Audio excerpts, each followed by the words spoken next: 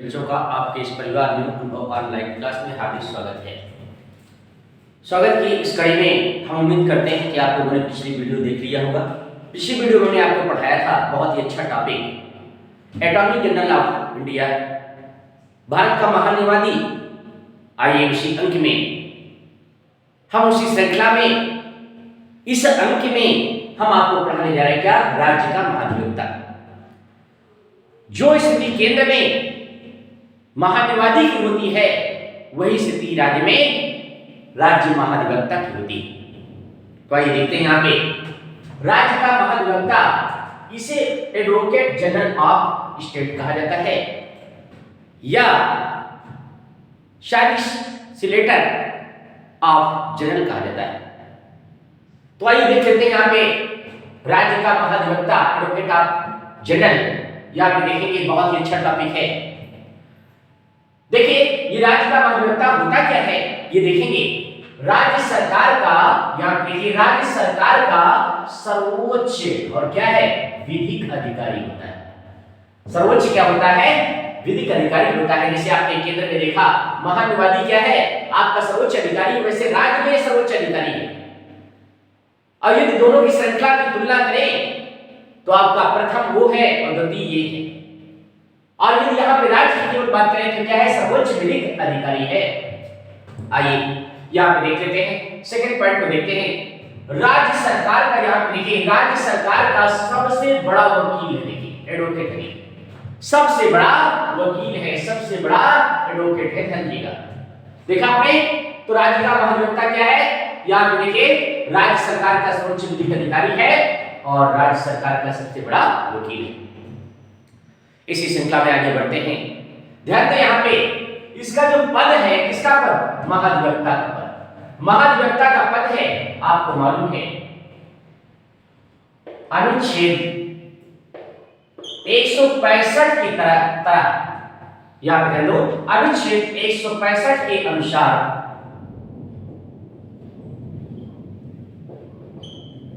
क्या है, सृजित है। क्या है, यहाँ पे सृजित है।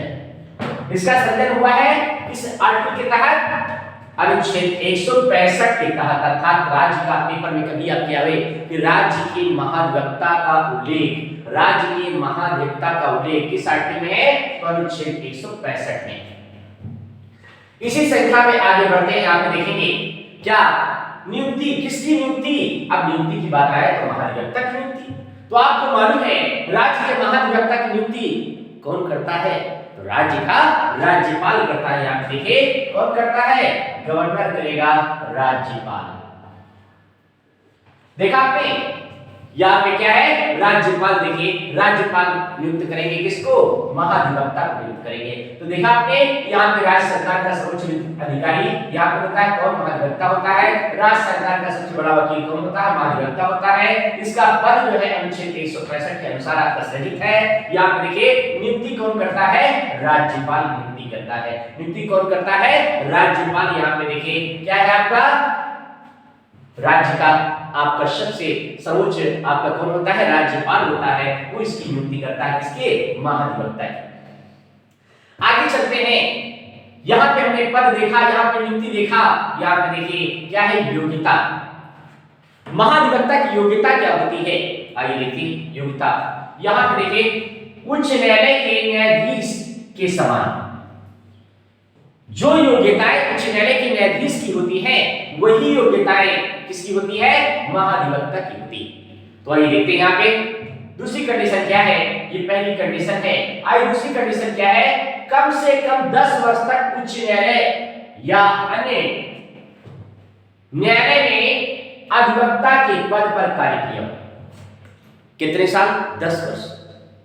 यहां पे ये भी है कि मान लीजिए आपका देखिए इलाहाबाद हाई कोर्ट में, प्रयागराज हाई कोर्ट में मान लीजिए किसी ने 7 साल प्रैक्टिस किया और 3 साल किसी अन्य आपके उच्च न्यायालय में प्रैक्टिस किया, तो आपको देखिए 7 3 10 वो भी काउंट कर लिए जाएंगे।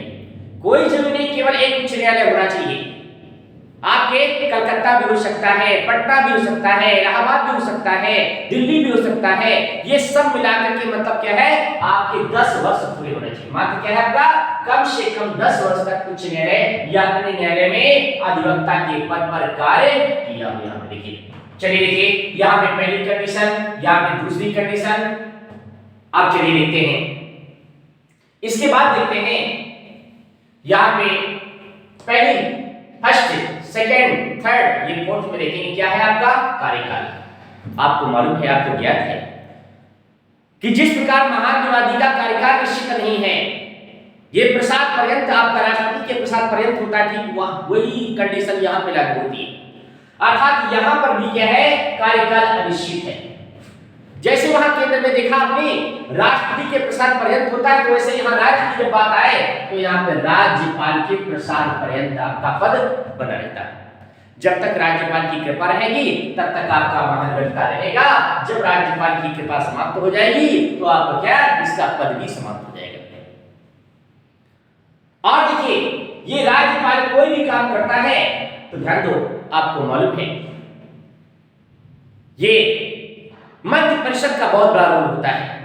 और मंत्रि परिषद का जो मुखिया होता है आपको मालूम है कौन है, मुख्यमंत्री होता है। जैसे केंद्र में वहां पे आपका क्या है, मंत्रि परिषद का अध्यक्ष कौन होता है, प्रधानमंत्री होता है। वैसे राज्य में देखिए यहाँ पे मंत्रि परिषद का अध्यक्ष कौन होता है, मुख्यमंत्री होता है। अर्थात देखिए यहाँ पे क्या है, मुख्यमंत्री की सलाह भी अनिवार्य होती है।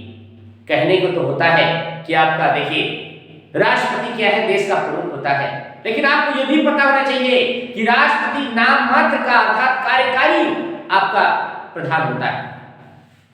राष्ट्रपति कार्यकारी प्रधान होता है, अर्थात जिसे नाम मात्र का कह सकते हैं। और वास्तविक प्रधान कौन होता है, प्रधानमंत्री होता है। ठीक वैसे प्रकार वही कंडीशन आपकी स्टेट में भी लागू होती है कि देखिए जो कार्यकारी आपका पद होता है वो किसका होता है, राज्यपाल का। लेकिन वास्तविक आपका जो पद होता है वो किसका होता है, मुख्यमंत्री का होता है। तो चलिए आप देख लेते हैं। देखिए पहली कंडीशन क्या है, उच्च न्यायालय के न्यायाधीश के समान। और बी आपका कंडीशन क्या है, कम से कम 10 वर्ष तक उच्च न्यायालय या अन्य न्यायाधीशों में अधिवक्ता के पद पर कार्य किया। कार्यकाल देखिए अनिश्चित, कोई निश्चित नहीं, राज्यपाल के प्रसाद पर्यंत। ये भी कंडीशन हो गई। आइए नेक्स्ट कंडीशन की ओर बढ़ते हैं। पांचवी कंडीशन क्या है, कार्यवाही शक्तियां। ये महाधिवक्ता की कार्य देख लेते हैं। तो आइए देखिए महाधिवक्ता के कार्य क्या है। आइए देखिए, विधिक विषयों में सरकार को, विधिक मतलब कानूनी विषयों में सरकार को क्या करना, परामर्श देना। ये समय समय पे क्या है, सरकार को परामर्श प्रदान करता है। कौन प्रदान करता है, महाधिवक्ता। देखिए कोई आपका कानूनी अड़चन ना दे पाए, इसकी क्या है, पहल और सलाह कौन देता है, महाधिवक्ता करता है। और इसीलिए सरकार की मदद करने के लिए ये आपका पद सृजित किया गया है।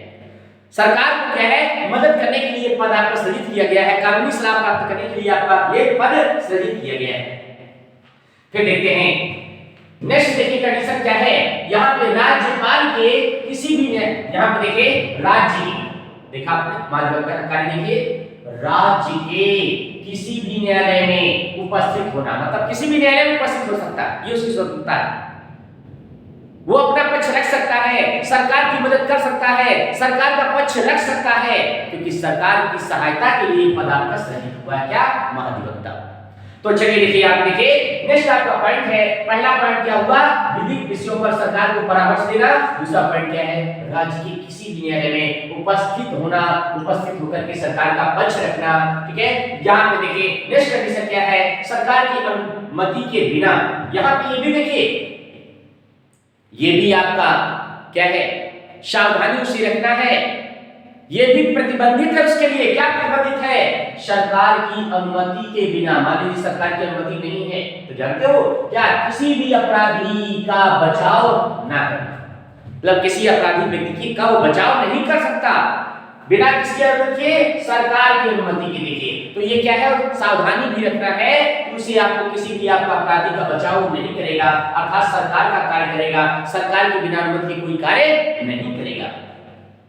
चलिए ये देखा आपने ये कार्य शक्तियां। इसके बाद देखिए यहाँ पे आप इस पॉइंट पे क्या है विशेषाधिकार प्राप्त। देखिए विशेष अधिकार, देखिए विशेष अधिकार क्या है, देखिए विशेष अधिकार क्या है अनुच्छेद 170 के अनुसार। देखिए यहाँ पे आर्टिकल आपका 177, यहाँ पे देखिए आर्टिकल आपका देखिए क्या है 177 के अनुसार राज्य विधानमंडल क्या है, यहाँ पे क्या है राज्य विधानमंडल।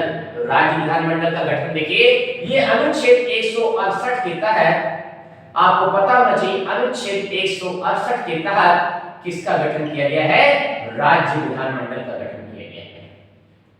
किसका, राज्य विधानमंडल का गठन किया गया है। अनुच्छेद 168 के अनुसार राज्य विधानमंडल का गठन किया गया है। अर्थात विशेषाधिकार में क्या है अनुच्छेद 170 के अनुसार राज्य विधानमंडल के किसी भी सदन, यहाँ पे राज्य विधानमंडल के किसी भी सदन, जैसे आपने केंद्र में देखा वहां पे क्या है लोकसभा राज्यसभा है, वैसे राज्य में क्या होता है ये राज्य विधानमंडल के दो पार्ट होते हैं। यहाँ पे देखिए यहाँ पे द्विसदनीय व्यवस्था होती है। देखिए यहाँ पे जैसे उत्तर प्रदेश में क्या है द्विसदनीय व्यवस्था है, बिहार में क्या है आपका द्विसदनीय व्यवस्था है। तो यहाँ पे देखिए आपका द्विसदनीय व्यवस्था देखिए कैसे होती है, यहाँ पे क्या होता है विधान परिषद,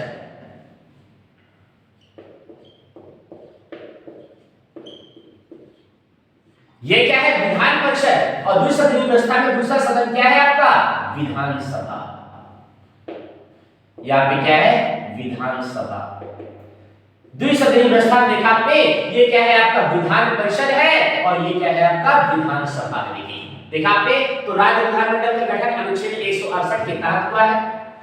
यदि विधान परिषद की बात पूछ ले तो विधान परिषद का गठन देखिए क्या है, यहाँ पे अनुच्छेद आइए देखिए 169 के तहत, अनुच्छेद 169 के तहत यदि विधानसभा की बात आती है तो देखिए क्या है, यहाँ पे देखेंगे इसकी भी आर्टिकल आप याद कर लें अनुच्छेद 170 के तहत। क्या अनुच्छेद 170 के तहत देखा आपने बहुत इंपॉर्टेंट आर्टिकल है। अर्थात देखिए राज्य विधानमंडल की बात जब आती है तो आज आपका अनुच्छेद 168 है और आप देखिए विधानमंडल के आपके दो सदनीय व्यवस्था में दो सदन होते हैं, अर्थात क्या है आपका विधान परिषद और विधानसभा। यदि पूछा जाए कि विधान परिषद का गठन किस अनुच्छेद के तहत हुआ है तो अनुच्छेद 168 के तहत। यदि पेपर में पूछा जाए कि आपका विधानसभा गठन किस अनुच्छेद के तहत हुआ है 170 के तहत। ये देखा आपने क्या है राज्य विधानमंडल, तो यहाँ देखा आपने क्या है राज्य विधानमंडल आपने देखा। इसके बाद क्या है तो अनुच्छेद 170 के अनुसार क्या है आपका राज्य विधानमंडल के किसी भी सदन मतलब क्या है आपका चाहे विधान परिषद या विधानसभा किसी भी सदन में कार्यवाही में भाग ले सकता है।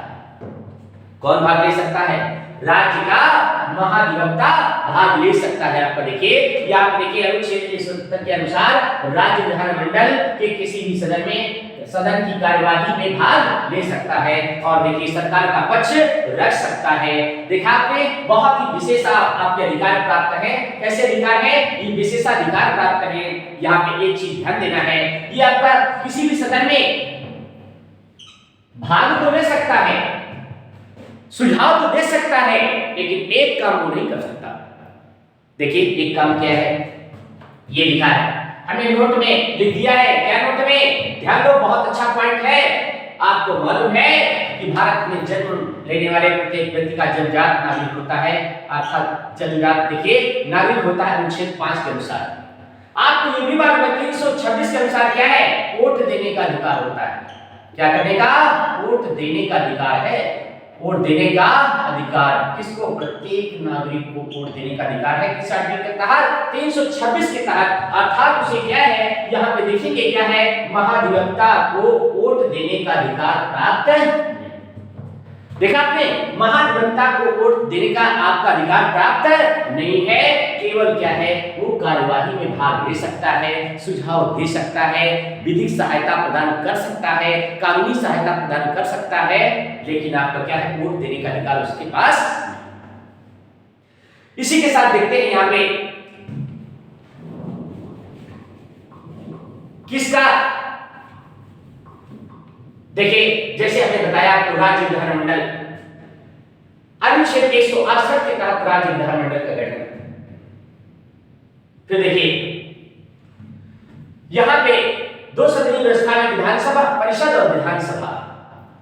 यदि हम यूपी की बात करें, यदि हम यूपी की बात करें तो आपको मालूम है विधानसभा की कुल सीटें कितनी है? 403 सीटें। यहाँ पे कितनी है? 403 सीटें हैं। और विधान परिषद की बात करें तो आपको मालूम है कितनी है? 100 सीटें। देखा आपने, विधान परिषद में 100 सीटें और विधानसभा में कितनी है? 403 सीटें। देखा आपने। और आपको ये भी मालूम है कि आज से आपको मालूम है आचार संहिता लग चुकी है, चुनाव आचार संहिता लग चुकी है, अर्थात 7 चरणों में मतदान का ऐलान हो चुका है। 7 चरणों में मतदान का आपका ऐलान हो चुका है। और ये ऐलान कौन करता है? आप लोग जानते हो, निर्वाचन आयोग करता है। ये कौन करता है? आपको मालूम होना चाहिए, ये निर्वाचन आयोग करता है। निर्वाचन आयोग आपको मालूम है, यहां पे देखिए आर्टिकल 324 के अनुसार क्या है? निर्वाचन आयोग की स्थापना की गई है। क्या है? निर्वाचन आयोग की स्थापना की गई है आर्टिकल 324 के तहत। तो देखा आपने यहाँ पे विधान परिषद क्या है आपका? विधानसभा। यहाँ पे क्या है? विधान परिषद की 100 सीटें हैं और विधानसभा की कितनी है? 403 सीटें। चलिए देख लेते हैं। यहाँ पे आपने देखा कि वोट देने का अधिकार नहीं, किसको? महाधिवक्ता को वोट देने का अधिकार नहीं। आपने सभी पॉइंटों को देखा, यहाँ पे पद देखा, यहाँ पे नियुक्ति देखा, यहाँ पे योग्यता देखा, कार्यकाल भी देखा, कार्यवाही शक्तियां भी देखा, विशेषाधिकार भी देखा, फिर आपके नोट देखा। अब देखिए भाई, नोट के साथ आप यहाँ पे वास्तविक नोट जानिए। यहाँ पे वास्तविक नोट क्या होता है? आप वास्तविक नोट आप जानते हो क्या? वेतन होता है। ये देखिए, आप देखते हैं कि महाधिवक्ता का वेतन क्या होता है? वास्तविक तौर पे इसका कोई वेतन नहीं होता, लेकिन राज्यपाल, ये राज्यपाल के विवेक पर डिपेंड करता है। ये राज्यपाल के विवेक पर डिपेंड करता है कि उसका पारिश्रमिक निर्धारित करें। तो उसके अनुसार आपका जो है पारिश्रमिक आपका डिसाइड होता है। किसका? यहाँ पे महाधिवक्ता का, आपका एडवोकेट जनरल ऑफ स्टेट, अर्थात क्या है? राज्य का महाधिवक्ता। इसका जो वेतन होता है, तो आइए देख लेते हैं क्या वेतन कितना होता है। तो आइए देखिए, वेतन इनका 86,000 रुपए पर मंथ होता है। 86,000 रुपए पर मंथ आपका वेतन होता है। किसका वेतन होता है? महाधिवक्ता का। ये किस पे डिपेंड करता है? राज्यपाल के स्वविवेक पे डिपेंड करता है। देखिए, राज्यपाल के स्वविवेक पे डिपेंड करता है। आपको देखिए 86,000 रुपए वेतन। इसके अलावा यदि आपका परिसीमा से बाहर कानूनी सलाह प्रदान करते हैं या किसी कोर्ट में उपस्थित होते हैं, तो आपको पता होना चाहिए, आपका पता होना चाहिए, या आप देखिए 8,000 रुपए प्रतिदिन के हिसाब से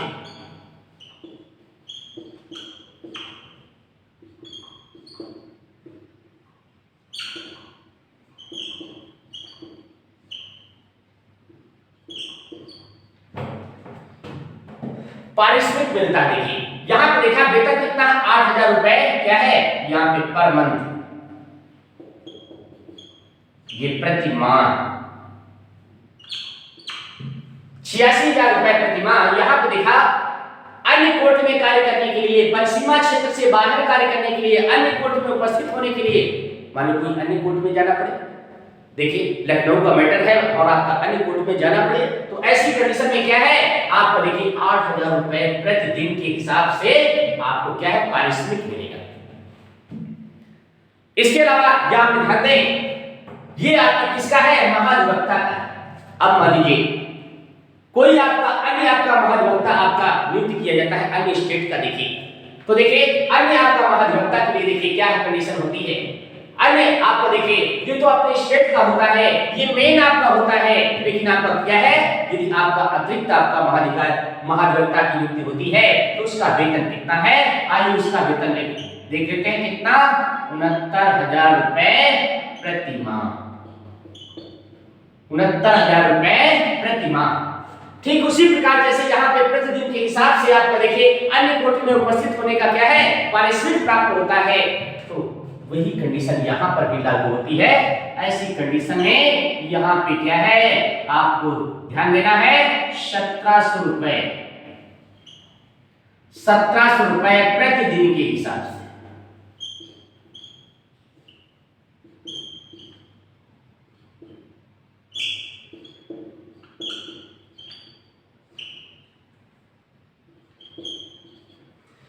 देखा आपने 1700 रुपए प्रतिदिन के हिसाब से पारिश्रमिक उन्हें प्राप्त होता है, पारिश्रमिक उन्हें प्राप्त होता है। तो ये देखा आपने यहाँ पे क्या है, ये आपके स्थायी आपके महाधिवक्ता के लिए है। यहाँ पे देखिए ये आपके किसके लिए है, अस्थायी के लिए।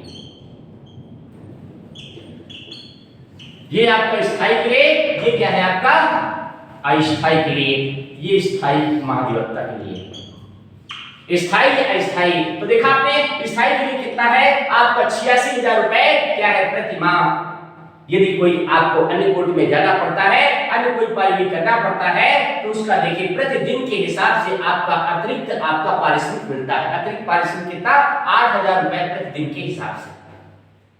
तो देखा आपने बहुत ही अच्छा टॉपिक यहाँ पे आपने देखा, राज्य का महाधिवक्ता एडवोकेट जनरल ऑफ स्टेट। यहाँ पे देखा राज्य सरकार का सर्वोच्च विधिक अधिकारी होता है, राज्य सरकार का सबसे बड़ा वकील होता है। देखा आपने 2 पॉइंट आपने देखा। इसके बाद पहला पॉइंट देखते हैं आपका पद। तो पद में आपने देखा अनुच्छेद 165 के तहत राज्य के महाधिवक्ता का पद सृजित किया गया है। इसके बाद इसकी नियुक्ति राज्य के महाधिवक्ता की नियुक्ति कौन करता है, तो आपको मालूम है गवर्नर करता है, राज्यपाल करता है। फिर आपने देखा क्या इनकी योग्यता क्या होना चाहिए, उच्च न्यायालय के न्यायाधीश के समान उनकी योग्यता होनी चाहिए। दूसरे पॉइंट पे कम से कम आपका देखिए आपका क्या है, या आपका देखिए कम से कम आपका 10 वर्ष तक उच्च न्यायालय या अन्य न्यायाधीश में अन्य न्यायालय में अधिवक्ता के पद पर कार्य किया।